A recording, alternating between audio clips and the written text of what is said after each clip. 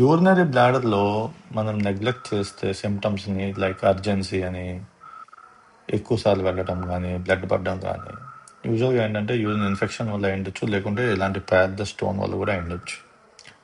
మీరు చూస్తున్నది యూరినరీ బ్లాడర్లో ఒక కోడిగుడ్డంత size stone, almost 3.5 to 4 centimeter stone.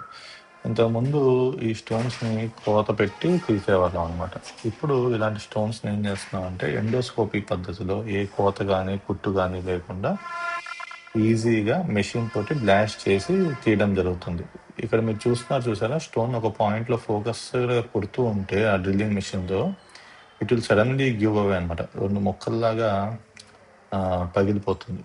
So అది 2 ముక్కలుగా పగిలిన తర్వాత ఈ స్టోన్ని చిన్న చిన్న ముక్కలు చేసి ఏదైతే ఎండోస్కోపీ మెషిన్ మనము పెన్నిస్ లోపల నుంచి పెట్టామో దాని ద్వారా ఈ స్టోన్స్ అన్నిటినీ సునాయాసంగా బయటికి తీసేయచ్చు. అంటే దిస్ ఈజ్ టెక్నాలజికల్ అడ్వాన్స్మెంట్. కోత పెట్టడం, కుట్లు వేయడము, డ్రైన్ పెట్టడం ఇవి ఏమీ చేయక్కర్లేదు.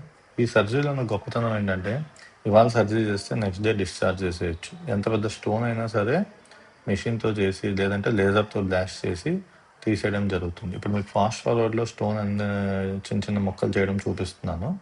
ఈ మొక్కలన్నిటినీ సెలైన్ ద్వారా బయటికి లాగేస్తాం.